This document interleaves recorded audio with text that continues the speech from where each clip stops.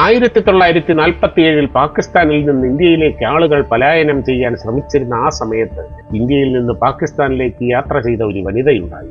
അവരുടെ ലക്ഷ്യം പാകിസ്ഥാനിൽ കുടുങ്ങിക്കിടക്കുന്ന ഹിന്ദു സ്ത്രീകളെ സുരക്ഷിതമായി ഇന്ത്യയിലേക്ക് തിരികെ കൊണ്ടുവരിക. അസാധ്യമായ ഈ ദൗത്യം അവർ എങ്ങനെയാണ് പൂർത്തിയാക്കിയത്? രാഷ്ട്രീയ സേവികാ സമിതിയുടെ സ്ഥാപകയായ ലക്ഷ്മിഭായ് കേൽക്കറിന്റെ കഥയാണ്. ആളുകൾ സ്നേഹത്തോടെ അവരെ മൗസിജി എന്നായിരുന്നു വിളിച്ചിരുന്നത്. 1947 ഓഗസ്റ്റിൽ ഇന്ത്യയുടെയും പാകിസ്ഥാന്റെയും വിഭജനം തീരുമാനിക്കപ്പെട്ടുകയും സിന്ധ് പ്രവിശ്യ പാകിസ്ഥാന്റെ ഭാഗമായി. അവിടെ താമസിച്ചിരുന്ന ഹിന്ദു കുടുംബങ്ങൾക്കെതിരായ ആക്രമണങ്ങൾ തുടർച്ചയായി വർദ്ധിച്ചുകൊണ്ടിരുന്നു.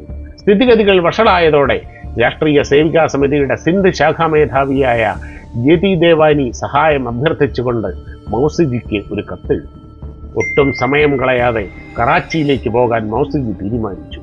1947 ഓഗസ്റ്റ് 13 തന്റെ സഹായി വേണുത്തായ് കലാംകറിനോടൊപ്പം മുംബൈയിലെ ജുഹു വിമാനത്താവളത്തിൽ നിന്ന് അവർ ടാറ്റ എയർ സർവീസസിന്റെ വിമാനത്തിൽ കയറി. ഈ യാത്ര അങ്ങേയറ്റം അപകടകരമായിരുന്നു. മൗസിജിയും വേണുത്തായും കൂടാതെ വിമാനത്തിൽ മറ്റൊരു സ്ത്രീയും ഉണ്ടായിരുന്നില്ല. പല യാത്രക്കാരും പാകിസ്ഥാൻ അനുകൂലമായി മുദ്രാവാക്യങ്ങൾ മുഴക്കുന്നുണ്ടായിരുന്നു. എന്നാൽ മൗസിജി അതീവ ശാന്തയായിരുന്നു. തന്റെ ജീവൻ പണയപ്പെടുത്തി ഏറ്റെടുത്ത ദൗത്യത്തിൽ മാത്രമായിരുന്നു അവരുടെ മുഴുവൻ ശ്രദ്ധയും. അഹമ്മദാബാദിലെ ഹ്രസ്വമായ നിർത്തലിന് ശേഷം ഉച്ചകഴിഞ്ഞ് 3 മണിയോടെ വിമാനം കറാച്ചിയിലെ ഡിഗ് റോഡ് വിമാനത്താവളത്തിൽ എത്തിച്ചേർന്നു.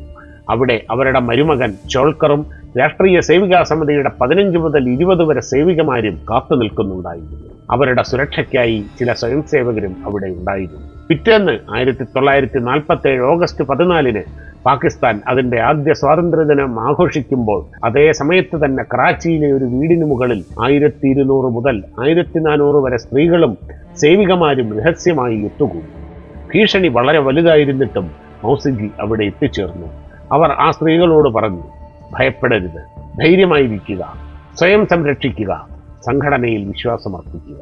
മൗസിജിയുടെ വാക്കുകൾ നിരാശയിലായിരുന്ന ആ സ്ത്രീകൾക്ക് പുതിയൊരു ധൈര്യം പകർന്നു. ഇതിനുശേഷം ഹിന്ദു സ്ത്രീകളെയും കുടുംബങ്ങളെയും സുരക്ഷിതമായി ഇന്ത്യയിലേക്ക് എത്തിക്കുന്നതിനായി മൗസിജി സജീവമായ പങ്കുവഹിച്ചു. ഇന്ത്യയിലെത്തിയ ശേഷം അവരുടെ താമസം, ഭക്ഷണം, വസ്ത്രം, സുരക്ഷ എന്നിവയ്ക്കുള്ള ക്രമീകരണങ്ങളും മുംബൈയിൽ ഒരുക്കിയിരുന്നു. വിഭജനത്തിന്റെ ആ ഭയാനകമായ കാലഘട്ടത്തിൽ ദശലക്ഷക്കണക്കിന് ആളുകൾ തകർന്നുപോയപ്പോൾ ധൈര്യത്തിന്റെയും സേവനത്തിന്റെയും സംഘടനാശേഷിയുടെയും യഥാർത്ഥാർത്ഥം എന്താണെന്ന് ആദരണീയയായ മൗസിജി കാണിച്ചു തന്നു. ചരിത്ര പുസ്തകങ്ങളിൽ ഈ സംഭവം വളരെ കുറച്ച് മാത്രമേ എഴുതപ്പെട്ടിട്ടുള്ളൂ. എന്നാൽ വരും തലമുറകൾക്ക് എപ്പോഴും പ്രചോദനമേകുന്ന ഒരു ധീരതയുടെ കഥയാണ്.